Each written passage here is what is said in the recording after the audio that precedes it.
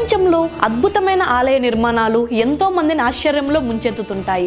వాటిలో అగ్రస్థానంలో నిలిచిన ఆలయం గురించి ఇప్పుడు ఈ వీడియోలో తెలుసుకుందామా?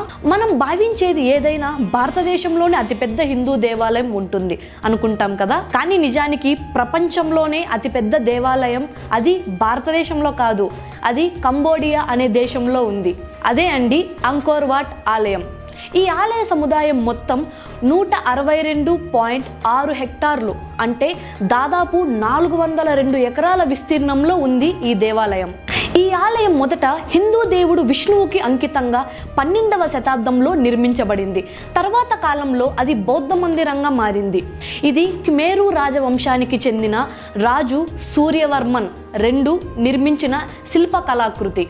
అంకోర్ వాట్ ఆలయం యునెస్కో ప్రపంచ వారసత్వ జాబితాలో కూడా ఉంది. ఈ ఆలయం అనేది ఆసియా ఖండంలో ఉంది. సాంప్రదాయం, నిర్మాణ గాంభీర్యానికి ప్రపంచాన్ని పరిచయం చేస్తుంది ఈ దేవాలయం. ప్రపంచంలో హిందూ దేవాలయాల వైభవం ఎక్కడ ఉన్నా అది మన సంస్కృతికి, మన శిల్పకళకి ప్రతిబింబమేనే చెప్పవచ్చు.